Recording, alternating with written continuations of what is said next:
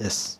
Now that would be the biggest fund ever raised. So when you told people you were going to raise a $100 billion fund, did they tell you you were a little crazy? Well, some people said. You had a meeting with a man who was the Deputy Crown Prince of Saudi Arabia, who's now the Crown Prince of Saudi Arabia. And as I understand the story, you went in and in 1 hour you convinced him to invest $45 billion. No, it's not true. Okay? 45 minutes, $45 billion. Okay, sorry. Okay, I apologize.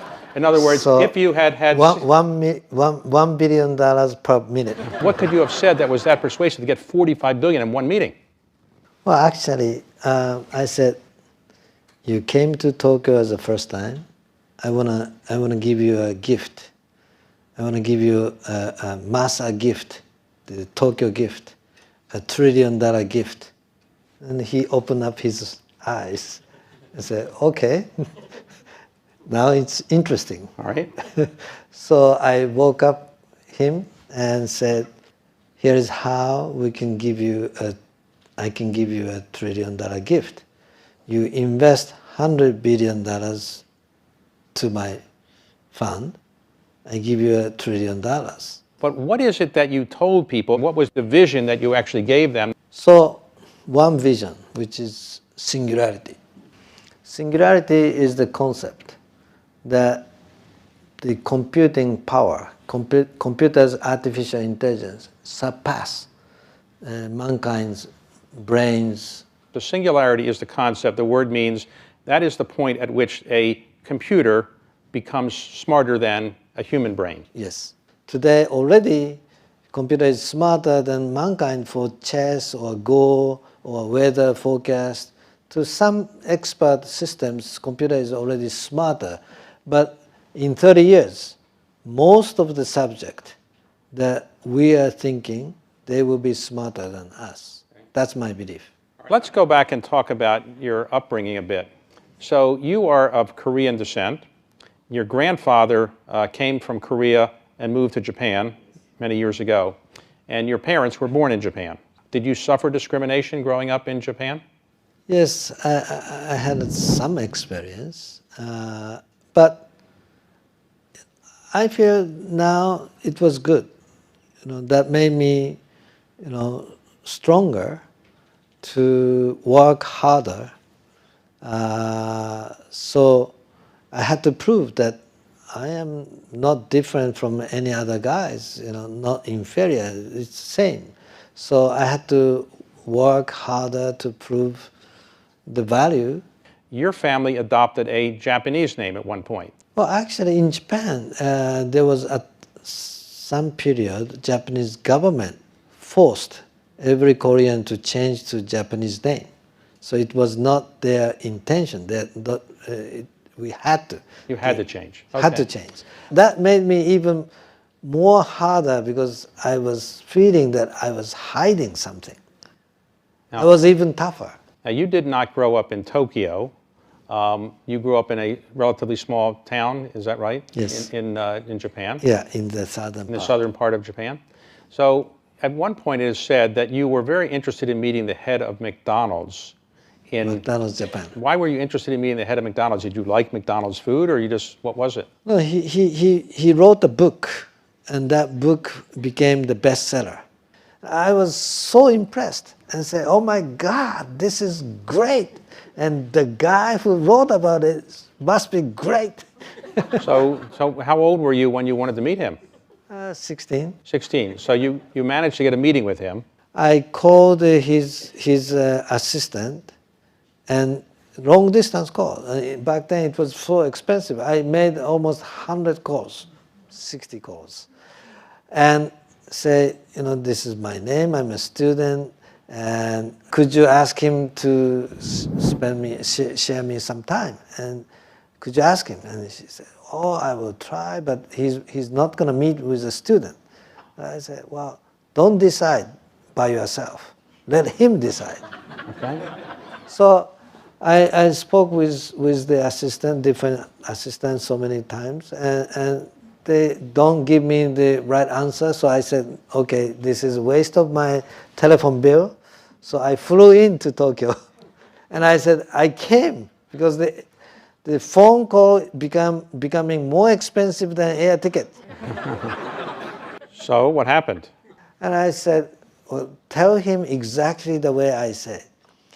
You don't have to look at me, you don't have to talk to me, you can keep on working whatever you're doing. I just want to see his face for 3 minutes. Okay? So I'm not bothering him. I'm so impressed and respect him, I want to see him. And if you tell him that I'm not going to bother him, time is money, he says, I'm not going to damage his life, she actually asked. And he said, okay, okay. Actually, he spent 15 minutes with me, talking face to face. And he gave you some advice, which was to learn. Yeah, I asked him, what business should I do? Computer. That's the one. If I were you, at your age, at this time of the, don't look at the past industry, look at the future industry. That's the one, computer industry, that's the one you should focus. If I were you, that's the one. So I said, wow, great. Okay, so he gave you that advice. So you're number one in your class, and then you go to University of California at Berkeley. Yes. But when you were there, I understand you were not being a student so much, you were doing business on the side. Well, I was a good student. But I said, 5 minutes I would allow other than study. I have to make money. I want to earn $10,000 per month, and I will allow myself, 5 minutes a day. So I asked my friends, isn't it a good job that I can earn $10,000 in 5 minutes a day?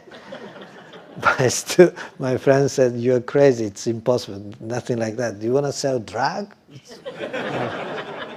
So I said, no, I don't want to do that.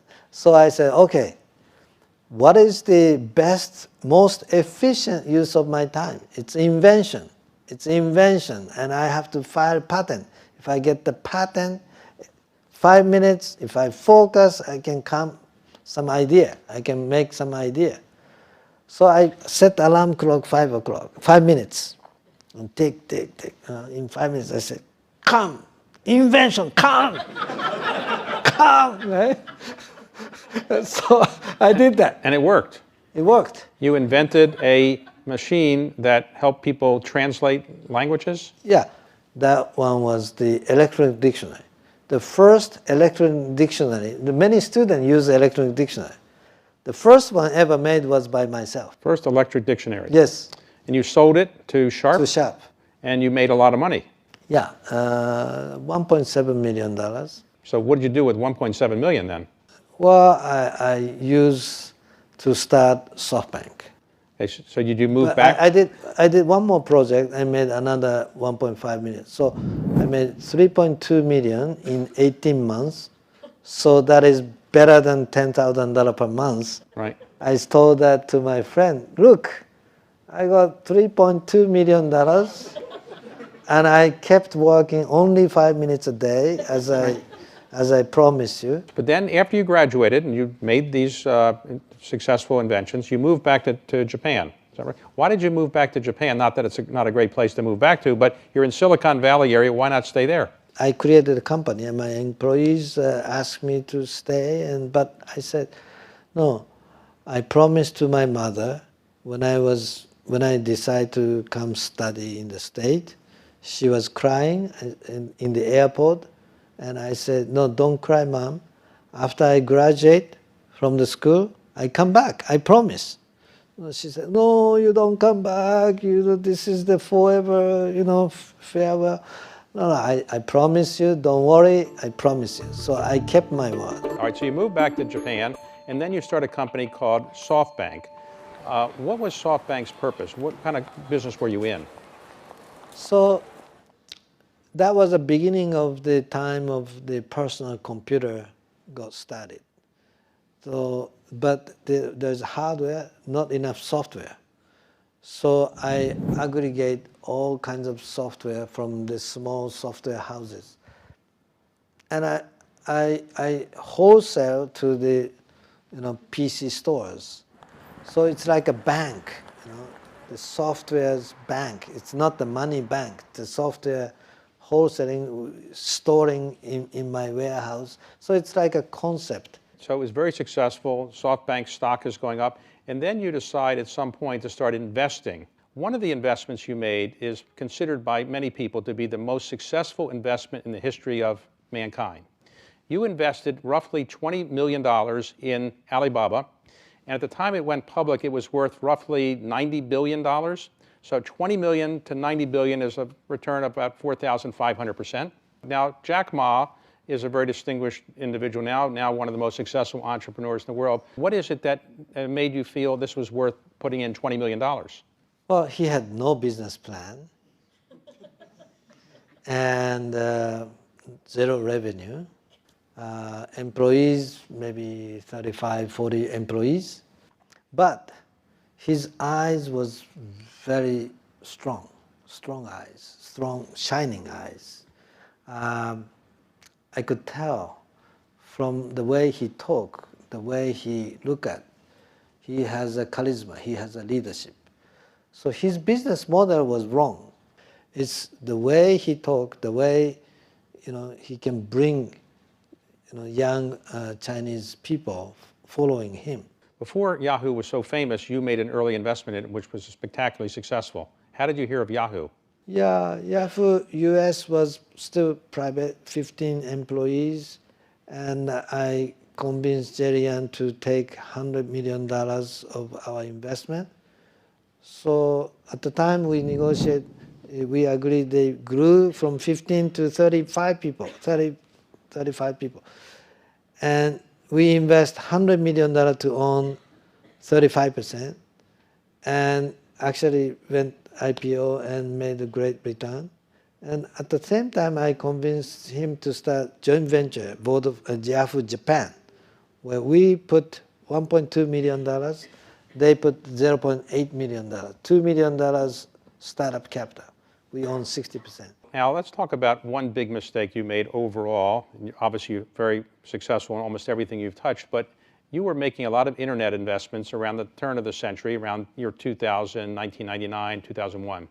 The market went down in the tech crash, and it is said that you personally lost $70 billion of net worth, the greatest loss that any human being has ever suffered financially. So how did you feel losing $70 billion of net worth? 1 year before that, actually, my net worth, personal net worth, was increasing $10 billion per week. For 3 days, I became richer than Bill Gates. Wow. Did that upset him, or?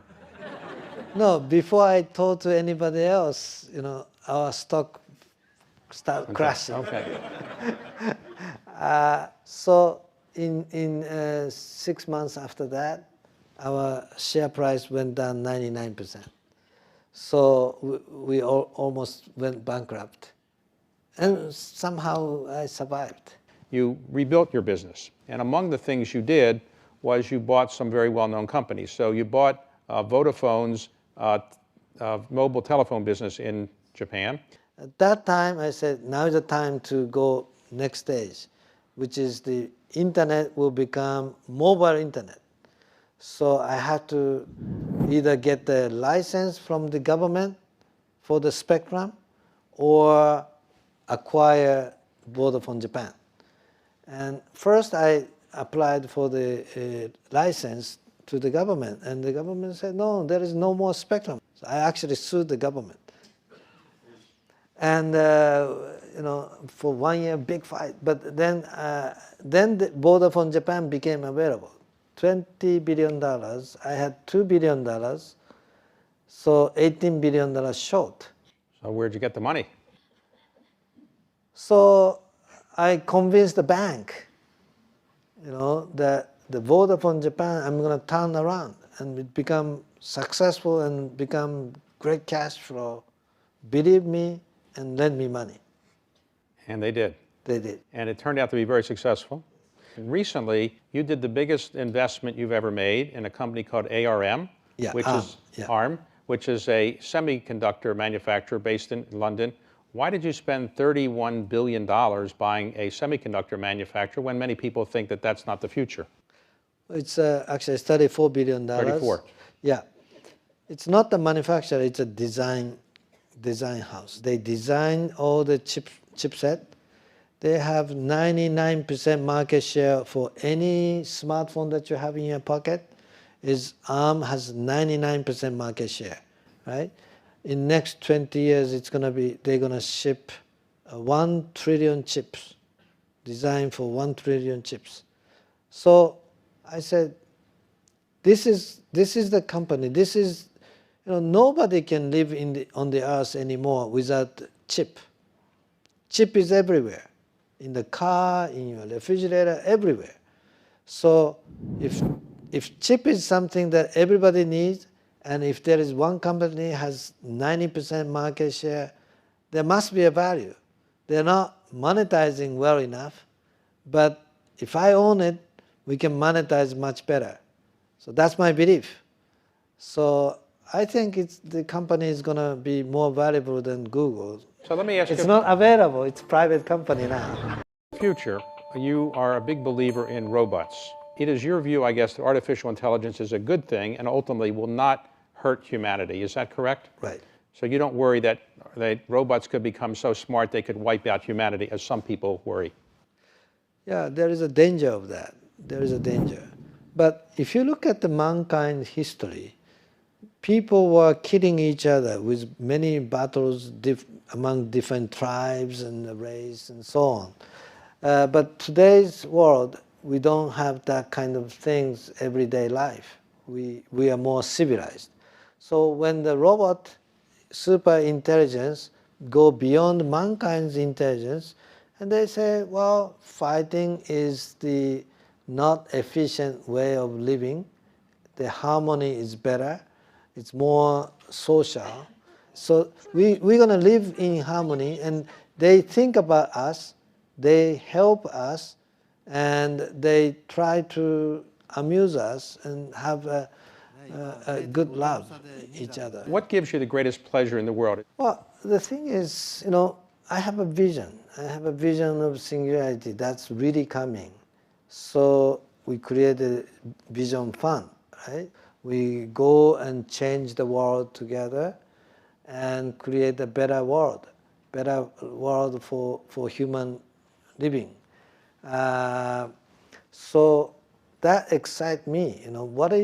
Thinking about what is the future, how we can change the life of people for the better humanity, right? So that people don't need to die for unnecessary reasons, like having an accident or having the disease or having the disaster. To protect human from all those, sadness is a good thing, right? So imagining those things and investing and create a group and having great product, great solution is exciting. And now today, you've come back and you have enormous net worth by any human standards, one of the richest men in the world. What do you do with all this money? Well, I haven't decided what to do. You haven't decided, but you're 60 years old now. You've got to decide at some point. Deciding how to spend with respect is more difficult than making money. That was a headache I had when I became so rich. When you were the richest man in the world, you had that headache, then you lost that headache. Now you've got it again, right? Do you have any plans to keep doing this for another 10 years or 20 years? Yeah, in my age of 19, I created 50 years my life plan, and in my age of 60s, from between 60 and 69, I would decide my successor and have my successor keep on running it. So in my next 10 years, I have to do that. But even after I find a successor and give him a baton to run as a captainship, I would probably stay working with him, coaching him, and as long as I live, probably I cannot forget about this excitement. Your parents are still alive. They must be extremely proud of you. Well, they're they're actually very proud of me, and they are very happy. We are a happy family, and we don't live together, but they call me occasionally, and my dad is a funny guy. He has a unique idea, crazy idea, and he always call me and say, "Masa, I got an idea. You have to do this." He knows everything I'm doing, and he's very creative, very smart, and he talk about business to me all the time. Now, you are Japanese, but you're of Korean descent. But you're different than most Japanese business people who are very consensus-oriented, not maybe as entrepreneurial as you are. Has that been a challenge for you in building up your business in Japan? Yeah, lots of challenge, but the uniqueness is actually good. If the pack of other people are this way, I am unique, I have more opportunity. So the difficulty turn, if you flip over, become the advantage. So, final question. If you could live your life over, an extraordinary story, is there anything you would do differently than you've done? I may, but this is the life I'm enjoying so much that I would love to do it again. I was so lucky. I was so close to, fall down from the cliff. So I don't know how I can do it twice. Well, but this is definitely an exciting life. I'm having